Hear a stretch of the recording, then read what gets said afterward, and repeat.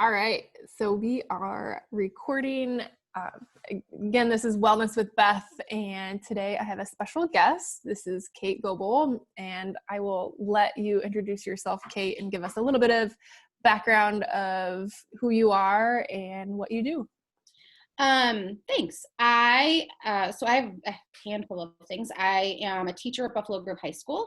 I teach biology and chemistry mainly, but I've taught other things. I've been there for 15 years.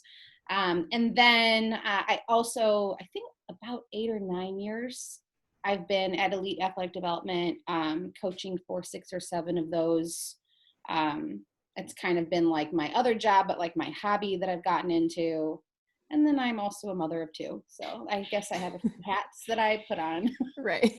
on a daily basis.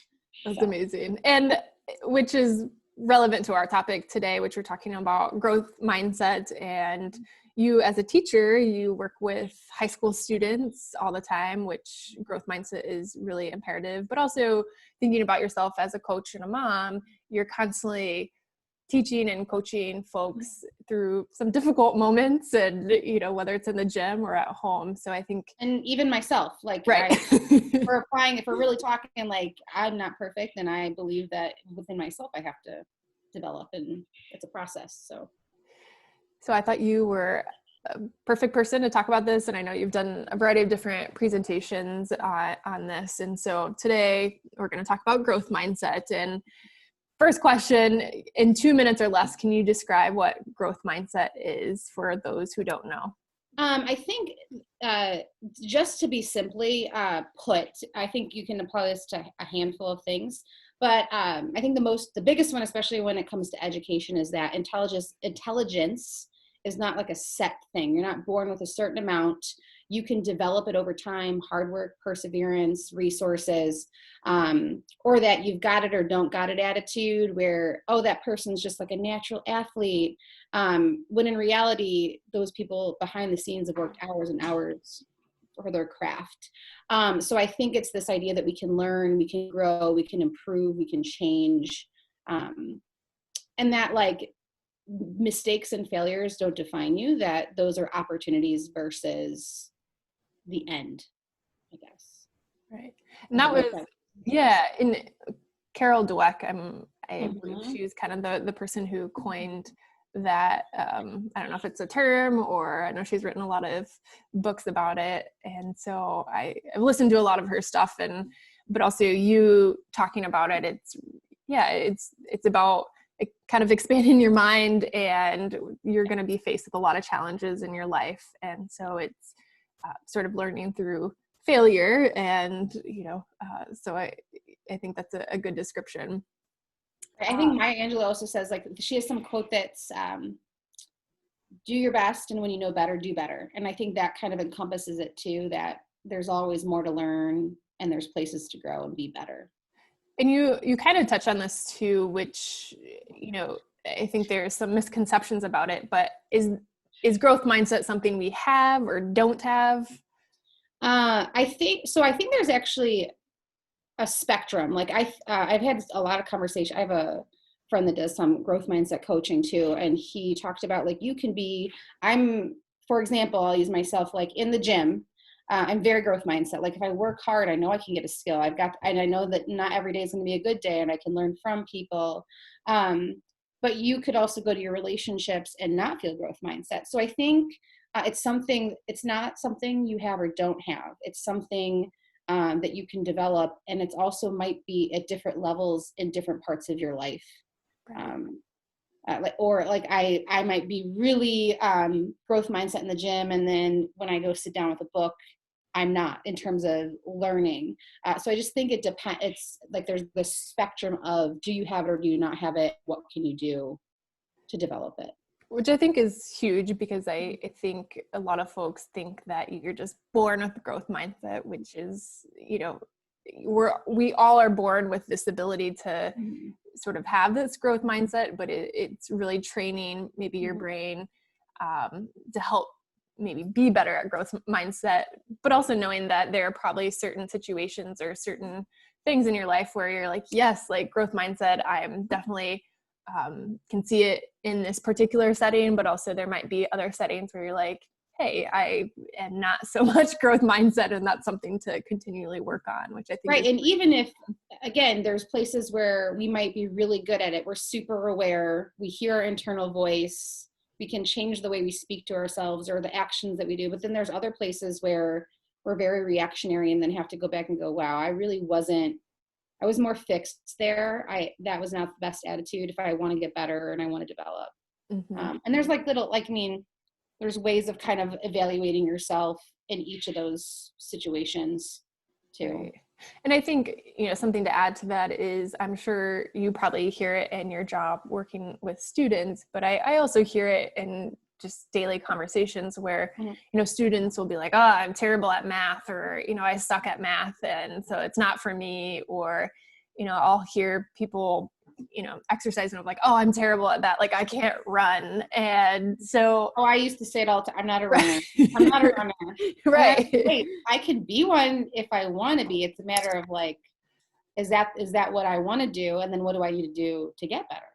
Right. And we kind of almost set ourselves up for failure from the get-go, or we let ourselves off the hook in terms of saying like, well, I'm not good at that, so I might as well not try. Right. Right.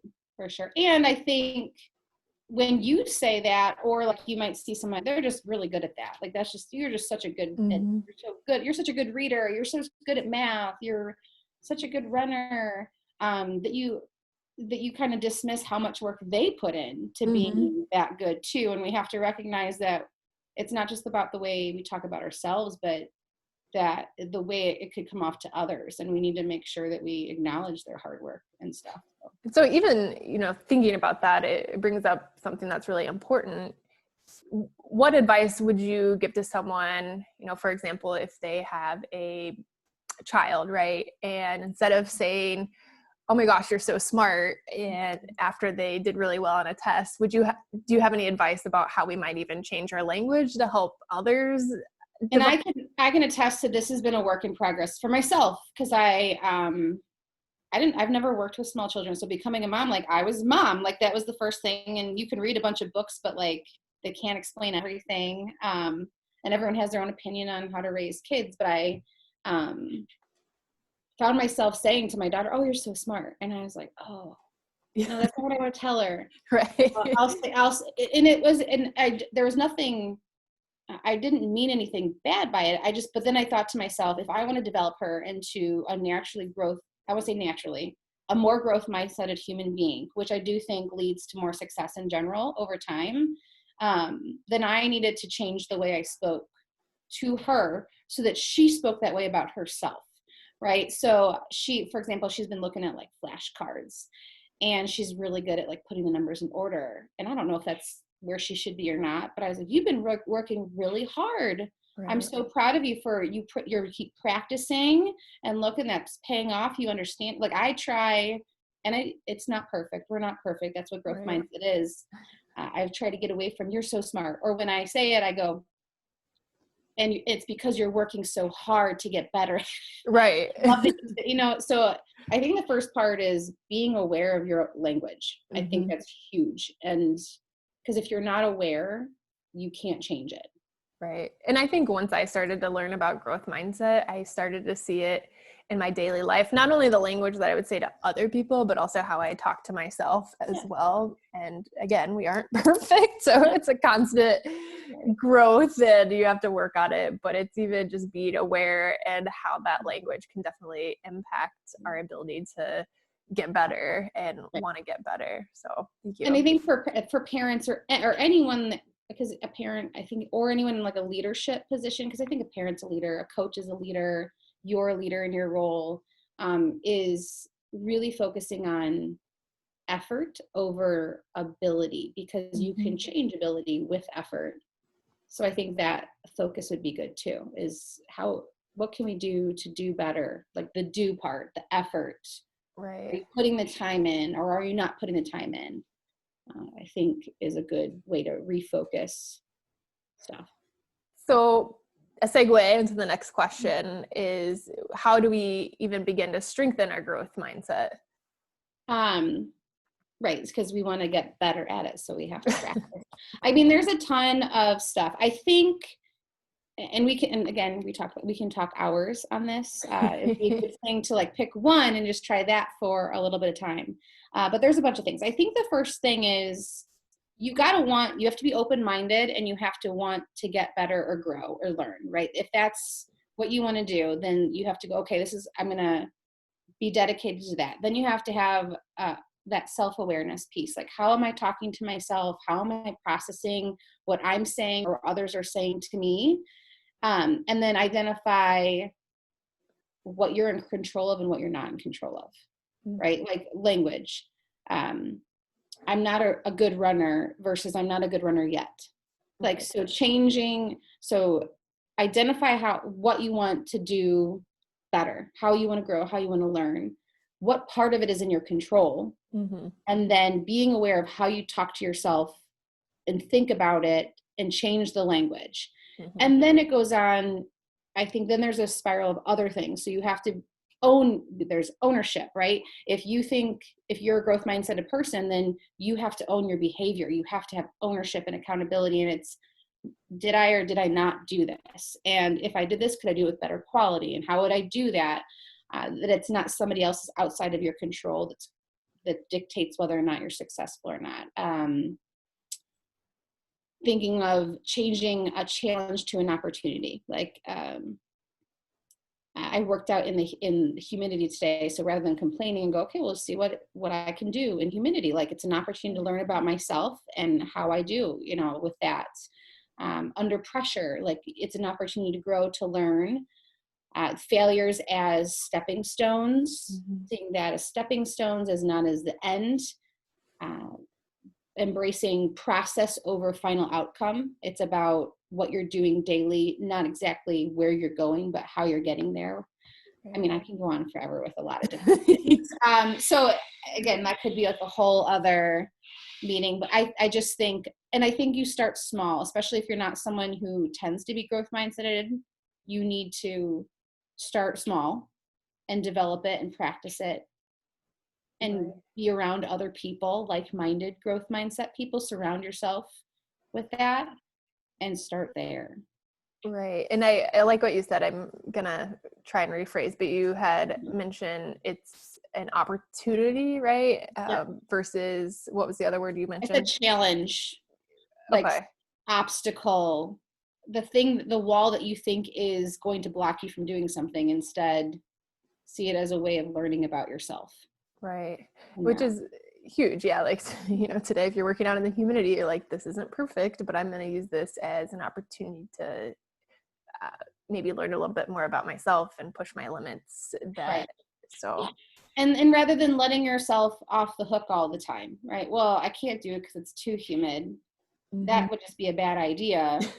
I mean, sometimes it might be, but it wasn't. It was just a challenge, and it was a way for me to learn about myself. And I think that's how you develop grit and resilience, which are part of that growth mindset piece, right? Absolutely. An obstacle is not the end. An obstacle is an obstacle. And so you get over, you go under it, whatever you do to get through it.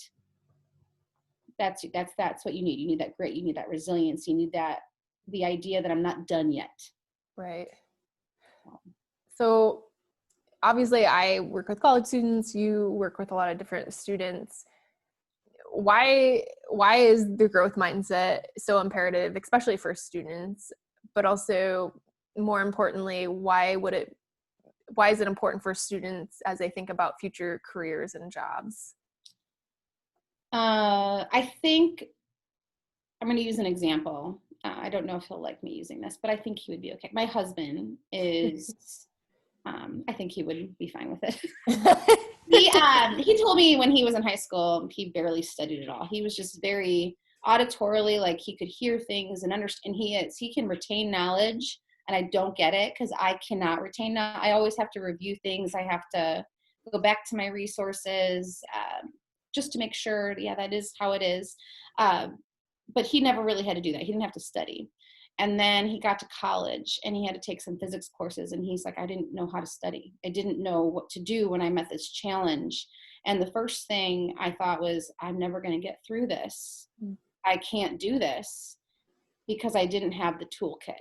And then he had to kind of slowly realize that you can develop a toolkit, you can learn to be a better learner. And I think the idea is that you're going to, whether it's early in life or later in life, get to a place where things don't go well or don't come naturally. Whether I was never good at interviewing, but I had to do it on a regular basis, and I got better and more comfortable and confident. It was a learning process. If you're an athlete, you're going to hit a wall at some point. Do you quit then? Is that the end?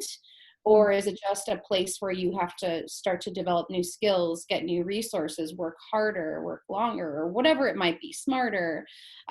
So I just think when you think about careers and jobs, you have to think there's going to be an obstacle. And maybe you apply for 5 jobs and you don't get the first 5 jobs. Does it mean you're done and that's not what you're going to do, even though you're passionate about it and that's what you've studied your whole life to do? Or does it mean you go, okay, well, maybe I have to come at it a different way. There's got to be a way. So I just think everyone's going to hit an obstacle. Big, small, you got to be ready.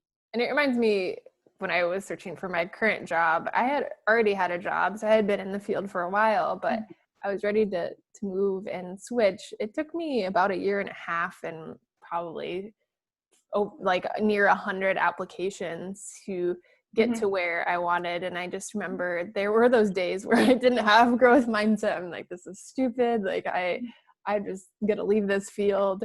And then there were days where I had better growth mindset, where I was doing the things that were within my control. So some of those things were like interviewing. So practicing my interviewing skills and practicing, getting better at strengthening my resume and all of those different things. And so I think that's really important as we think about the job search, or even our entire life careers as we think about our jobs. Well, and even if you start not in a job that it's not where you want to end. You have a starting job. It's a job to build off of, to get experience in. You're not going to be perfect when you start. Like you're going to give given constructive criticism, and you have to look at that constructive criticism as a useful tool to get better, to get you to the place where you want to go. Not that you're just bad at your job, like you're just bad. But so you have to develop this kind of shell, this toughness, that grit, that resilience to go, yeah, that hurt, but they're giving me a way to learn and get better at what I'm doing so that I can get to where I want to go. So it's not always easy to hear. None of us like to have that, I call it constructive criticism, not great job, the other stuff. It's hard to hear a lot of the time. And it doesn't mean that it's not going to hurt or it's going to be disappointing. You're going to feel those emotions. Growth mindset is hard work, but it's necessary, and you got to be ready for it. So I don't want to miss the point either that we are in a pandemic, and I think a lot of folks have really, generally been struggling in a lot of different ways, right? They don't have their gyms that they were able to go to, and their family circumstances might have changed, and there's a lot of hardship happening. And so I'm just curious if you could speak more to how we might apply growth mindset to the global pandemic and maybe beyond. I think the first thing I would tell people, especially since I would assume most people sitting and listening to this, we don't have a lot of control of the decisions being made, right? So we have to live within the parameters and limitations we're given. And that means to identify the things you are in control of. That's what growth mindset is about. So what things can I focus on to get better, to feel better, to be better? I think that's first. So when we were sheltering in place, when you're sitting there thinking, how do I take care of myself when I can't go to a gym and someone else is telling me to work out, right, or how to work out or what to do, and just kind of having these daily check-ins, like just, every day I'm going to take my dog for a walk, like just check that box once a day. Every day I'm going to make sure I drink enough water. And what's that enough water? Is it 4 glasses of water? Is it 8 glasses? Every day I'm going to read for 15 minutes, do focus on showing up and doing that. I think that's the first thing when it comes to just like self-care. Did I get enough sleep? How am I managing my stress? And not just, I can't do it. Like there's something you can do. And then in terms of just like the global pandemic, I think it's important that you stay informed without being overwhelmed. So this idea of setting boundaries and limitations. So I when this first started, I'm just gonna use myself as an example. I had a hard time because there's so many different sources you read and all this information is coming out. And I wasn't getting to go back to school like I wanted to. I wasn't getting to go to the gym. I didn't have my stress outlet there. And was getting emotionally overwhelmed. And when you're emotionally overwhelmed, it's hard to have that growth mindset, right? Your pot's boiling over. You can't be rational. You just think the end of the world is here. So then you have to go, okay, take a deep breath. Here are my triggers. I can't read all about this right before I go to bed because it means I'm not going to sleep, right? So how do you stay informed, but also give yourself time to process properly? If you don't understand, you have someone you could reach out to ask about it. I just think in terms of growth mindset, the biggest thing in this pandemic is what can you control? Right. And then focus on those things, not all the things that you can't. Right. I don't know if I answered your question, if that's no, there isn't a right answer. Okay. I don't know. I mean, and other people might think differently, but I think you focus on the things that you can control. In addition to that, right, we're in this global pandemic, but I also don't want to gloss over the fact that we are in a time of civil unrest, right? There has been a killing of George Floyd, and a lot of people are protesting and, really thinking about, how do we make this a better country? How do we, talk about injustices within specifically the Black community? And so a lot of people are hurting right now. And so my question is, as white people, right, the two of us talking, how might we apply growth mindset and learning how to be better allies towards Black individuals and Black people of color? I think the first thing is, so the idea with growth mindset is that we can change and develop and become better. And I think that needs to be at the heart of maintaining hope through this, right? So if I was very fixed mindset, I would think there's nothing I could do, read, say, listen to that would change anything. And that's kind of right before we were talking, I was listening to Brene Brown podcast, and that's how she described despair. This idea that no matter what I do tomorrow will be the exact same, and there'll be no change. And that is gut-wrenching, right? That my heart's been heavy thinking that there's got to be something we can do, right? What's in our control to do. There's so many things that are not, but there are so many things that are. And so you focus on, yes, there can be change. What are these small things that I can do, or big things? There might be people that are ready for big things. There are other people that are not. They're peeking their heads out. And we got to get them and welcome them in and say, yes, we can keep doing this. So I think you start having the hard conversations. I know you asked me, do you want to talk about this? I think we have to talk about it. You not talking about it's not going to help anybody or anything. Right. Have the hard conversations. Listen, we've had the platform for a long time, and it's time for us to go, what do you have to say? And now what do I need to do? And how can I help?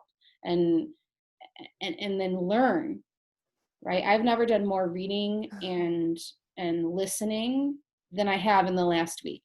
And I feel a little ashamed about it, but I also know that I can't stay ashamed about myself. I got to go, what's the next step? Because that's really what's important. Right. And I think it goes back to what you said earlier is we're going to make mistakes. It's not going to be perfect. However, if people give us that constructive feedback, it's really an opportunity for us to learn. We shouldn't kind of recoil, because I know, especially when just conversations I've had with people who are white and talking about race, it's they don't know how to react, and when they do mess up and they say the wrong thing, they sort of become defensive and put up that wall rather than taking that opportunity to learn and grow. And I think that's really important, especially as we think about these are very difficult and complex issues, but we really we can't stay in our bubble and say we're not going to talk about these things because they're hard and difficult. Go ahead. I said, and we're going to have to practice compassion and understanding, because I think it's natural for the human race, humans, to, when it gets uncomfortable, back into their bubble, right? And that's the reason why we're still here. Like, that's the reason why this is an issue, is that, well, if I just stay in my bubble, then I'm good, right? And that's a problem. So we want people to come out of their bubble and continue to come out of their bubble, even though it's uncomfortable and we don't exactly know. I don't know what the answer is. I don't know everything I need to do, but I'm here to listen and I'm here to learn. And I actually, right at the beginning of this, one of my colleagues at school, I listened to a webinar on abolitionist teaching. So this idea of, how do I break down the system and rebuild it into something better? And they talked about this idea of self-care versus self-work. And I think that is kind of the heart of things, the self-care of like how you take care of yourself, right? I think we do that. And that's, I think sometimes hard to have habits and do, but it's like taking care of yourself. So it's cushiony and it feels great. Right. The self-work, this idea that I in myself have biases and stereotypes, and maybe acknowledging that I have levels of racism in me, and then working on it to change it is scary and hard. But a growth mindset person goes, but we can do that. You find people you can talk to that will hold you accountable, that you can have the hard conversations, and it's going to be messy and it's going to be ugly and you're going to cry. I'm going to cry. I've already cried. You know? I'm a crier. Yeah. I've already done it. And I'm not ashamed of it. Like, I had the conversation this morning and I was practically in tears because I just want to do and be better. And then I think it's all about being a better human being. And by being a better human being, you're going to be better to other human beings. And that's just really what this is all about. We can all be better. And it's going to be hard and it's going to suck. And our emotions and our thoughts are going to be so hard, because we're going to go back and forth between I have action to I feel ashamed to I'm angry to I'm disappointed to I'm joy. You know, it's going to be rough, but it's possible. And you just got to keep going and say, if I keep listening and if I keep learning and I'm compassionate and I'm going from a good, loving place, then we can evoke change. You've got to believe. If you don't believe that things can change, if you can't have that growth mindset, that idea of hope, then you're going to be in despair and there's nothing we can do. And that's, there's got to be something we can do. Right. And I just want to add one more thing. And it's also being open to ideas and perspectives that maybe you have never had to think about, or you don't want to think about. But I think it's just having that open mind of like, your life experience might not be the same as someone's life experience. And it's really important to listen and come in with that growth mindset, wanting to learn rather than to react. Right. And that's, I think, like listening is, I think, a big thing. Listening with an open heart and mind. And even if you can't necessarily put yourself in those shoes, trying to understand the perspective the best that you can. Because you're right. We've all had different upbringings. We all have different things under our belts that has formed our thoughts, our opinions, the things that we work hard on and care about, and our values. And we have to sit there and it's going to be hard. And it's okay that it's hard. It's a process, and that's fine. Thank you. Well, I will end it there. It's been a really good conversation. We could continue talking about this for hours because I loved it. I agree. But I just want to thank you for your time, and also your time as a coach and your patience. I've learned a lot from you, and I've had to practice my own growth mindset, trying to learn new skills. We all have to practice it. Like I'm talking to you about it, but I know I have work to do too. Right. Never ending. Well, thank you, Kate, and I hope you have a great rest of your evening. Yes, thanks, Beth.